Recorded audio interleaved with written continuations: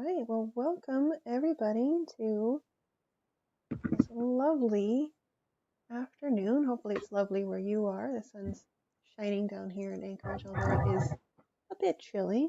I think it's going to rain next week, so I'm all for that. Again, welcome. We're here for our second early literacy chat, and today is all about early literacy play spaces and how you can maximize the space that you have in your library, no matter how much space you actually have.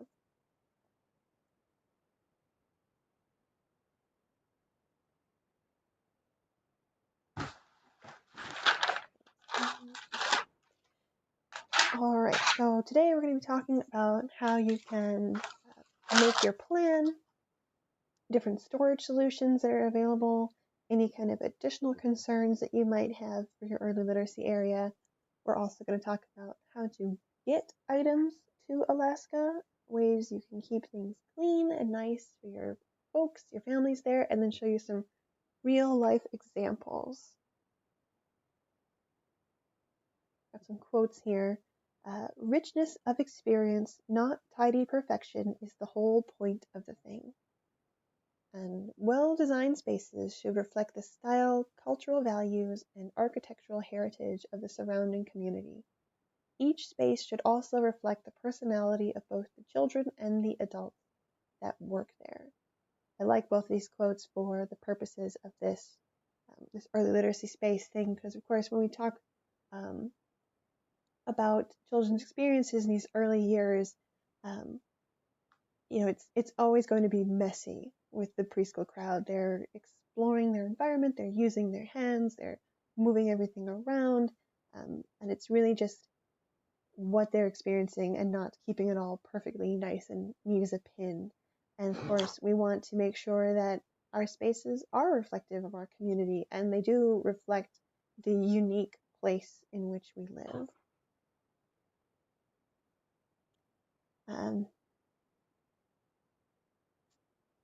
So, before we get into the meat of maximizing our spaces, let's just make sure that everyone's on the same page. I really hope that everyone who's here today listening will agree with me when I say that as librarians or people who are working in a library, that we value play for children, that we respect childhood, and that we want to work to create better experiences for the families that we serve. Now, every library is different. You may have a youth services department, or it might just be a 1 or 2 person shop where everyone wears multiple hats. Our physical spaces that we have access to vary in size, they vary in layout. We have different patrons, we have different budgets, but I hope that we're all sharing this priority to serve the early literacy needs of the children and families that live in our communities. And we can do that by providing areas in our library that families can use to support the development of their child's early literacy skills. Because as we know, many children are coming to kindergarten unprepared in various areas, whether that's in literacy, but also in fine or gross motor skills, pattern recognition, even social and emotional development. And as librarians and libraries, we have the means and the ability, even the responsibility, to provide access to these kinds of early learning resources for families who otherwise can't afford them. Okay, so making a plan. The first step, of course, is figuring out what your patrons even need from the library, so you can ask them. Seems pretty easy, right? You could do a formal survey if you wanted, have a printed form or an online form, but it may just be easier for you to chat with caregivers as they're coming in and using their library. Do they just want a safe, warm place that they can bring their children to play and interact with books? Are they looking for kind of like technology resources, computer access, that kind of thing? Talk also to preschool educators in your community as well and see if there's something that they might need support with in their curriculum, or if they have some kind of experience they can offer you. Because, of course, we're not trying to compete with other community resources that may be available. So, like, if you like, we have the Anchorage Museum, of course, we're not going to try and replicate the type of children's programming that they have. So, we're not competing with them. Similarly, any other kind of early childhood group that's in your area, we're not trying to compete. We're trying to work together and to support our families together. And once we know what our community wants and what they need, we can start to sketch out a plan. So how much space do you really have available? And be honest with yourself. Take a second to think about what is currently in the space that you have. And do you need all of those things? Is there like a large filing cabinet or something that's taking up a lot of space, but you don't really need that cabinet or that bookshelf? Is there a collection that you have that isn't really circulating and you could free up that space for something else? Any kind of old equipment that doesn't work? I know that there are a lot of probably old awe stations around that just don't work very well anymore. Are you hanging on to it for a reason?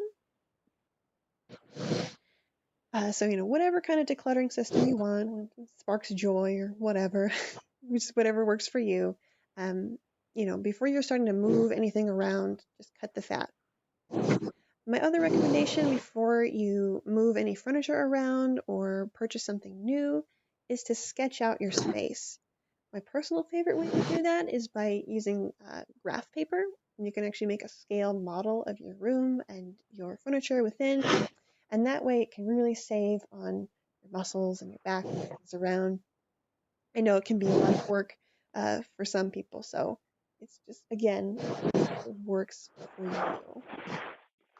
Feedback. Can everyone make sure they have muted their microphone?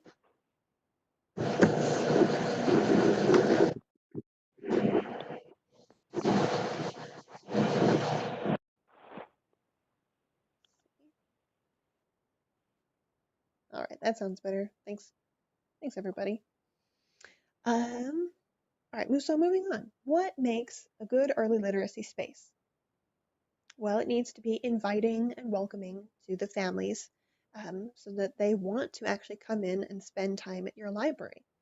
Because maybe you've bought a lot of great books and you have really cool, fun programs, but if people walk into your library and they don't feel welcome and maybe they feel unwanted, they're not going to check out those books. They're not going to stay for your programs. Predictability is also very important in an early literacy space. Children rely on predictability. They do love to explore and to discover, but they also really need to have some kind of control over their environment. They need to know what's going on, what's going to happen next. You should also make sure that your entry and exit points for that early literacy space are clearly defined, and that any kind of activity center that you might have in the space has space around it, so that children can move freely throughout the space, make any kind of detours if they need to, if there's a lot of people around. And if you can, try to have things in kind of a cluster rather than going just down a line. You can kind of think of the old school kitchen triangle concept that you can see here on this slide, where you've got your three most important things sort of in a cluster. And try to avoid leaving dead space sort of in the middle of the room. It's kind of like a Bermuda Triangle for kids. They'll wander in there and just sort of get stuck and distracted. So I have an example here on this slide. This is actually in the Lusac Library in Midtown Anchorage. There's just a very large open area with our media and our picture books. And so instead of leaving it to be some sort of weird dead space, it's got a defined little seating area for families and a puppet theater so that they can do puppet shows with their kids. Little ones need to move their bodies. They're getting used to controlling their limbs and they've got what seems to us like unlimited energy just coursing through their veins. So an early literacy space at your library should have some opportunity um, for children to move in a way that it's safe and is not disrupting from other activities. Children should be free to move between the different activities that you have without their movements being restricted. And back from that very first quote, um, we are not trying to worry too much from a housekeeping or tidying perspective because children do a lot of their learning when they can make connections or cross pollinate, if you will, between the different kinds of activities that we have. So instead of trying to keep this early literacy space um, quiet, organized, orderly, we want kids to be able to explore and experiment. So if our kitchen tools end up at the end of the day in the puppet theater, so be it, and we just tidy up after closing. Having a variety of activities that support different things like small or gross motor muscles, solitary or cooperative play, open-ended play, and a mixture of sensory stimulation can also really benefit kids. And last and most important, maybe, the play area needs to be accessible for all the children that are in your community, regardless of their ability or developmental stage. Um, because we don't know anybody's story. We don't know how many truly we don't know how many people experience a disability in our community. So we need to make sure that those families also feel welcomed.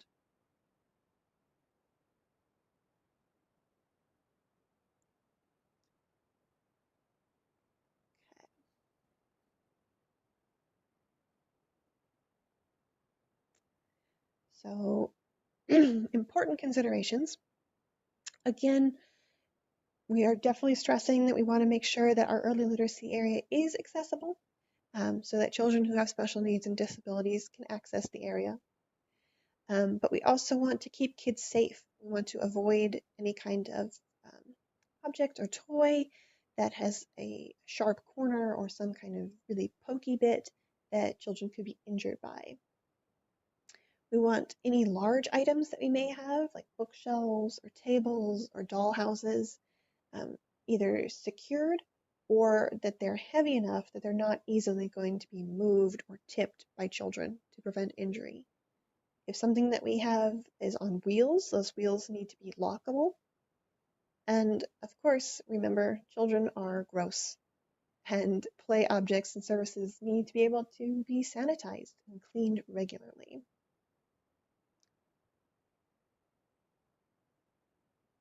Now on to fun stuff. Anybody else really love looking at storage solutions and like, oh, the Container Store? My goodness, I just love it. I love it. Probably why I'm a librarian, but so storage solutions. Child-size furniture, child-size bookcases, which were pioneered by Maria Montessori of the Montessori fame, are really important to have at your library in your children's area and in the early literacy area particularly, because this is going to give children access to the materials without having to rely on an adult. This can foster self-confidence and independence, and it's going to allow children to have more opportunities to take the initiative to explore their environment and to interact with their chosen materials.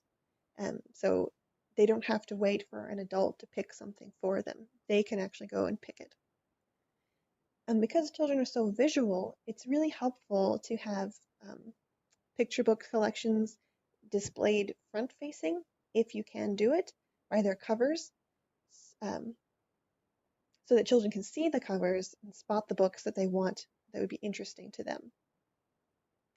Now, of course, um, it would be pretty hard, I think, to put all of your collection front facing.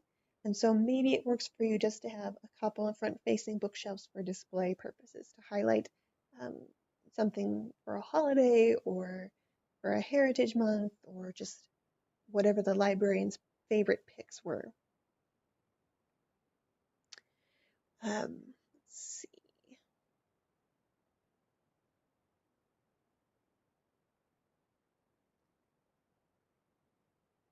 And for board books also, to keep those if you can on lower shelving so that babies and toddlers can access them as well. There'll be a photo later in this presentation that shows in a bit more detail the play and learn area at the Lusac Library at Anchorage Public Library. We keep all of the board books there on really low shelving that also doubles as storage for toys. And if you are somewhere that is really limited on space, you can borrow resources through Ready to Read Alaska, once, of course, library collections are moving again.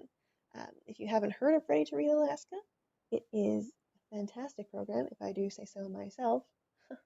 Sorry, I'm the coordinator, so I have to say it. But what we do is we loan out free reading kits to families, to libraries. You could use them for themed story times or just to supplement, to encourage families to borrow your books that way.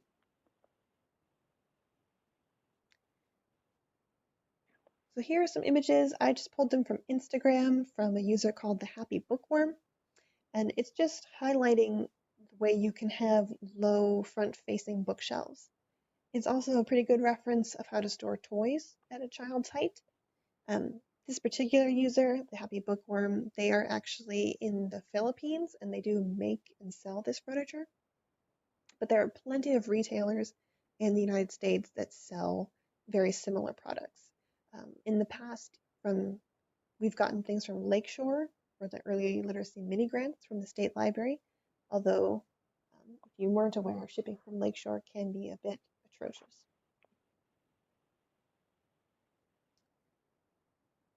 All right, in a perfect world, we all have huge library collections and we have a huge wing that's entirely devoted just to youth services, right?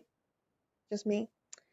But either way, it is nice if you can have some larger pieces of furniture to use for dramatic play, like a pretend kitchen or possibly a puppet theater. But if you are in a small space and you are really pressed for room, you have to make cuts. And let's be honest, the first thing you're going to cut are larger single theme furniture pieces that are taking up a lot of your floor space. So if you don't have room for anything like that, you can do something called a play box instead of a play set. In a play box is a themed collection of play objects and manipulatives that are chosen specifically to highlight and enhance early learning. Each box would have themed toys appropriate for babies, toddlers, or preschoolers. It could be a box, it could be a storage tub, a bag, whatever you want, that is filled with all kinds of different themes. So you could have one that's dress-up clothes, or kitchen items, or blocks, music, science, art, the alphabet, anything that sort of strikes your fancy. And this way, you can bring out a couple of them at a time, and you can keep them in rotation so that things are still fresh and interesting for your patrons. And it also lets you to let some of your toys have time off for cleaning or for repair, anything like that. For other toys that you're keeping out, I would recommend storing them in some kind of sturdy container. It could be a clear plastic container, it could be a fabric bin or an upcycled cardboard box. I always recommend clear if you can swing it just so that people can easily see what's inside. But no matter how see-through your bin is, I recommend using a label that uses both words and pictures so that pre-readers or someone who's not as proficient in reading English can still find what they're looking for and can help clean up.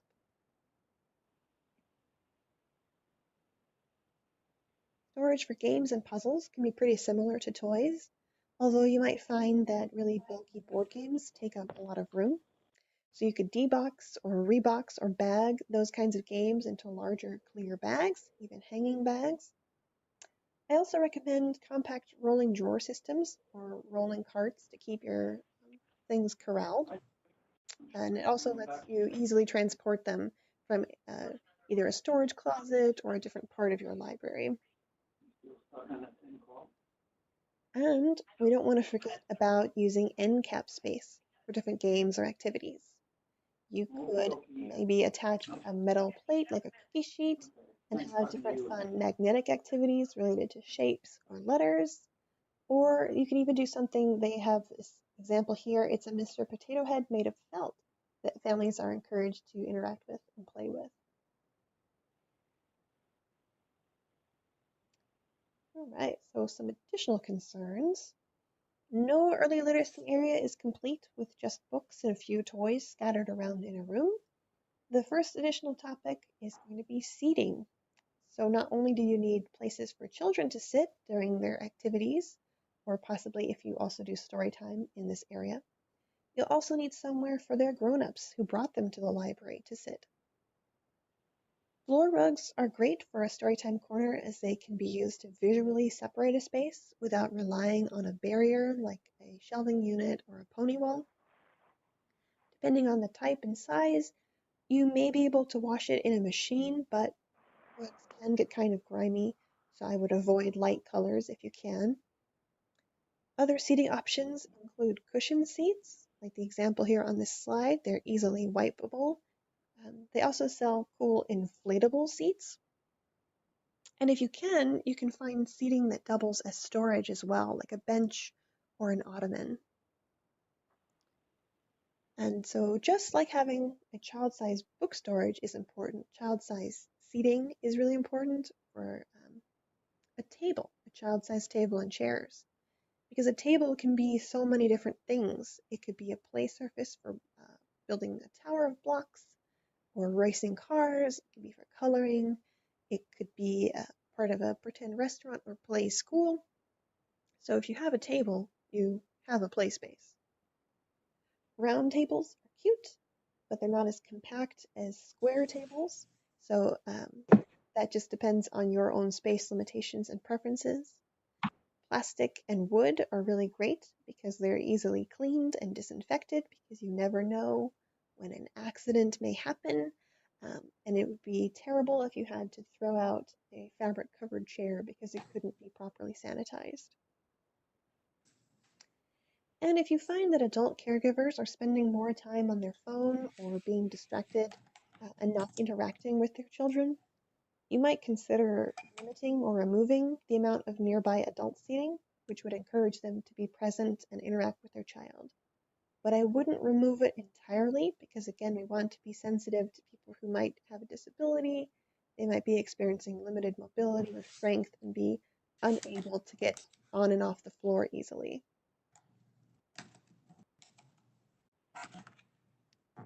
All right, so why buy new when you can repurpose something for your space? With online shopping so available and commonplace now, I think everybody has spare cardboard boxes lying around. You can repurpose them to hold toys or craft supplies.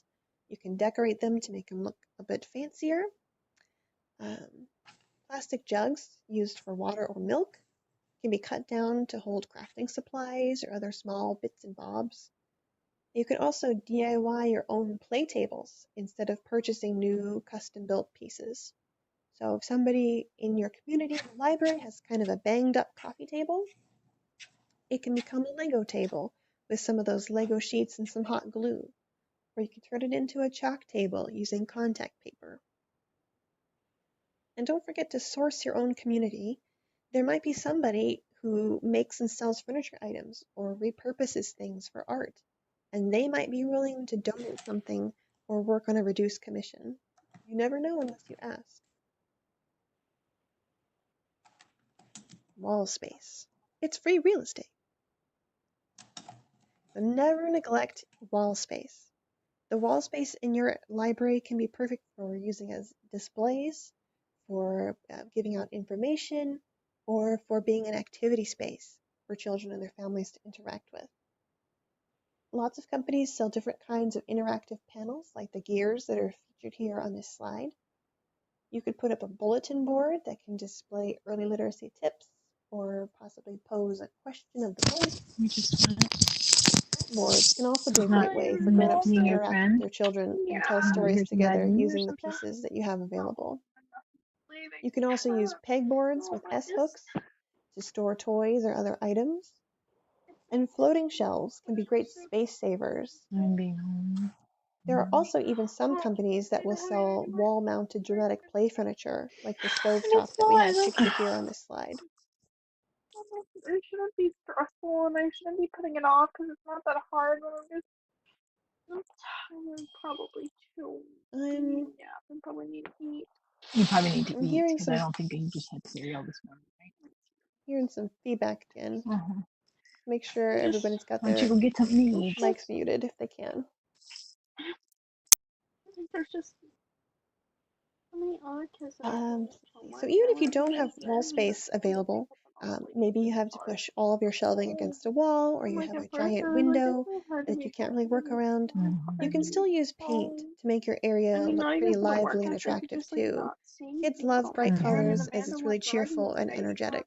Breaking the rules, like I can see why people are breaking them because it's so hard to be home and to not talk to people, or like just like to talk.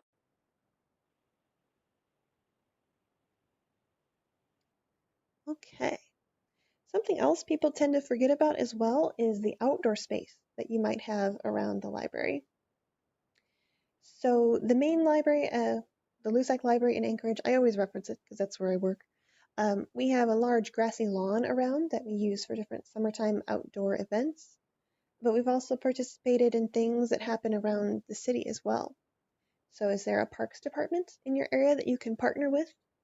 Does somebody in your community have a vacant lot and is feeling pretty generous?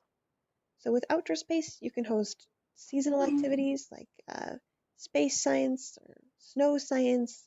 You could do different environmental themed activities like gardening, talking about recycling and conservation, or even GPS programming like geocaching. Being outdoors also allows children to use their gross motor muscles and to really stretch their legs, which is again important for their development. Okay. Shipping to Alaska. Nothing is fair. I originally wanted this section to be, look at all these great companies who have amazing shipping policies, but no luck. So instead, we'll just talk about the different companies that I found and their different shipping policies. Of course, personal relationships are always important, and so you may be able to talk to somebody there to work out a special deal, where it could be a discount, or it could be like in the past, we have contacted someone and we're like, hey, can you just put this thing in a flat rate box from the postal service, and it takes like $50 off the shipping price. They're like, oh, yeah, of course. So your mileage may vary. So the first three here, we've got community playthings. If you're in the three largest cities, their shipping, they said, was 5% of the price. If you're not in Anchorage, Fairbanks, or Juneau, but you're still in the road system, the shipping is going to be 30% of the price. As far as I can tell, they don't ship at all if you're off the road system. Lakeshore previously had quoted 20% of the product total. That's what it says in their catalog and on their website. But that basically just meant for Anchorage itself. So they have oversized fees if your item is larger, like the bookcases or the tables. They will charge you more if you're anywhere outside of Anchorage, even if you're on the road system and it can just be driven to you. So if you really wanted something from the Lakeshore catalog or website, I only recommend going through them if it's going to be part of a bulk buy and you're going to have a lot of area in your community doing something, or if you use a third-party shipper or freight forwarder. Melissa and Doug is a bit more reasonable. They have really great educational toys for kids. They do theirs on more of a sliding scale, so depending on how much you're buying, that's how much shipping they'll charge. But again, they will do oversized fees if it is a larger item like a table. They will not use a freight forwarder, but sometimes you'll see Melissa and Doug things available on Amazon or other websites like that. They will ship to PO boxes. I believe it was possibly Lakeshore, that they wanted a physical address for delivery.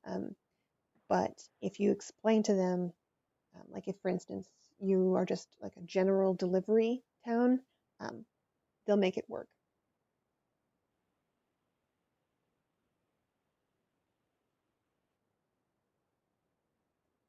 Some others we've got here, Kaplan. They again charge a lot for shipping, 25% or more of the price. They'll charge you extra if it has to come on a truck.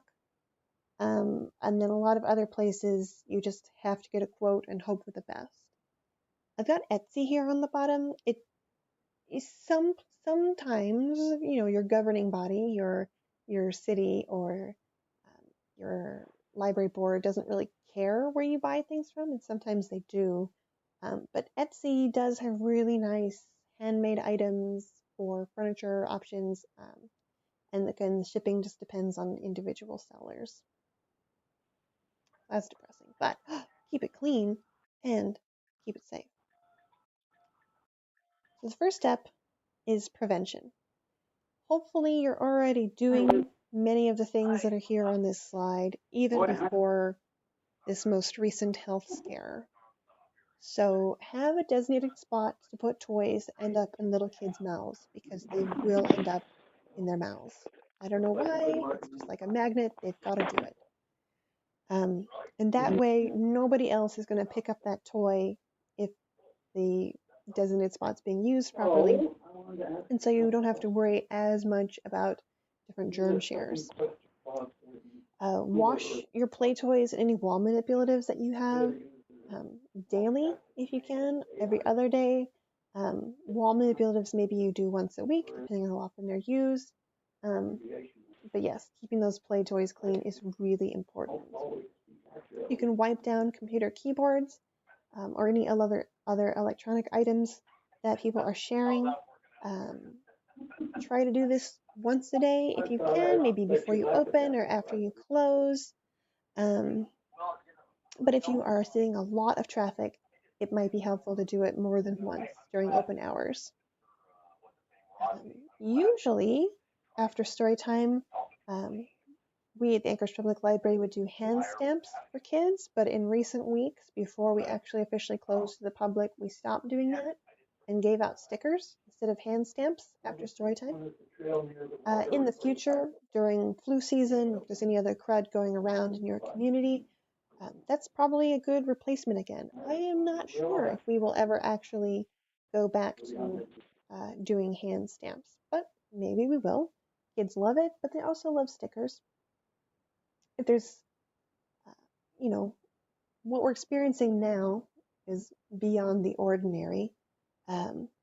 But in future, if we're in another similar situation, not as extreme, of course,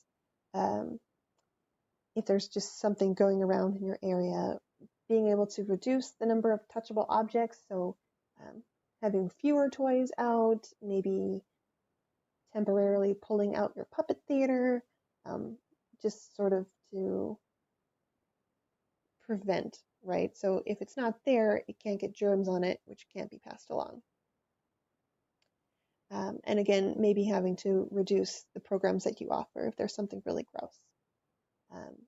Again, we're all closed now in this really unusual circumstance, but there will always be germs, even when this current health crisis passed.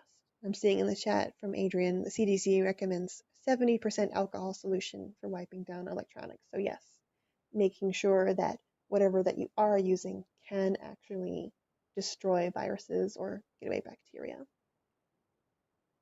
And if you guys hadn't seen this from Jay Brewery back in March, they have this adorable hand washing song that you sing to the tune of Frère Jacques or Brother John. And I gotta tell ya, it's an earworm. So if you sing it to yourself, you're probably going to be singing it for at least a week or so, maybe even more. So that came from Jay Brewery. And those are some youth services librarians in British Columbia, and they have their website, jbrewery.com, and they also are on social media.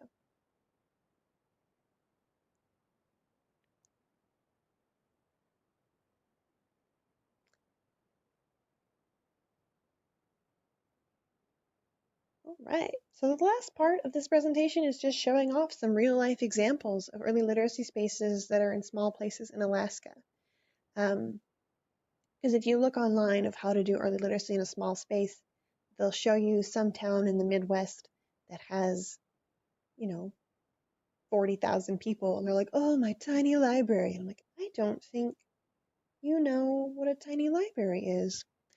So these photos we have because of a recent early literacy mini grant that was offered to the state library, which allowed us to purchase a lot of the items that you see. So first we have Aniak, and they were able to get this adorable child-sized table and chairs they can have in their youth area. They also, you can see they have a little drawer system there for storing some items. Looks like different puzzle pieces, possibly some toys. And then there's their all computer with some child-sized chairs.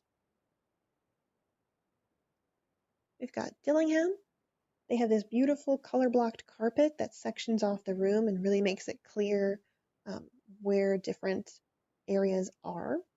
There's a nice wooden and metal table with plastic chairs that's easily going to be sanitized. And then a beautiful manipulative toy for kids that they actually have put on a little rolly cart so they can move it around to wherever it's needed.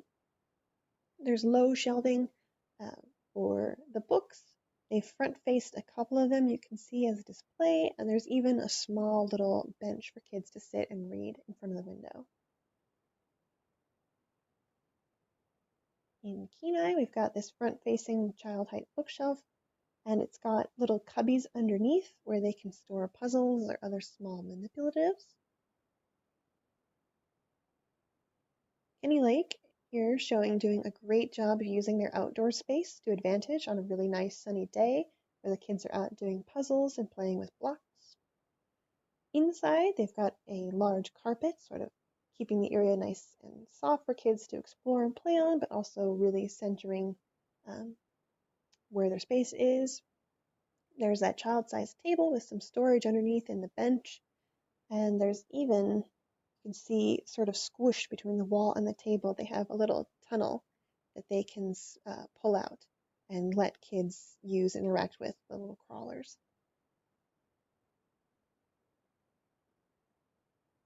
Here's one from Port Lions. So there's a nice bookshelf there, toy storage. There's another you can see in the front of the picture, a child's height book storage, which actually allows the kids to flip through and see all the covers. There's just a hint of an oval alphabet carpet, and I think that's even the same large manipulative toy that we saw earlier in Dillingham.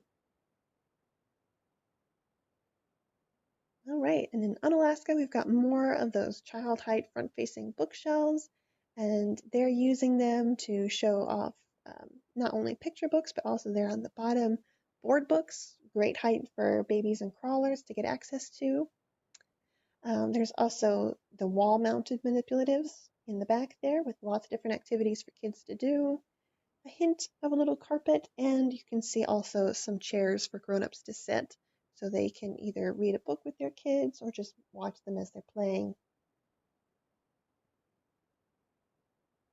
All right. Thank you everyone so much for coming to today's Early Literacy Chat. Um, Again, my name is Samantha Blankart, and I'm the Early Literacy Outreach Librarian. And if you have any questions about what we talked about today, or you want to talk to me specifically about what your library space is like and sort of brainstorm ways we can make it better for your families, please contact me. I have my phone number on there. I don't have access because I'm working from home. I could not forward that phone to my personal cell, but I do check it a couple times a week. So if you leave a voicemail, I can get back to you. Or you can email me at ready@muni.org, or you can contact me through the website at readytoreadak.org.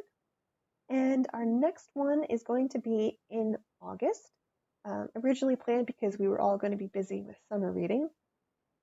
So the next one that's scheduled is August 12th, another Wednesday at 2 p.m., and we'll be talking about how to connect and engage with parents and caregivers during your story time. If we're all still closed to the public over summer, I might do another one in another month or so.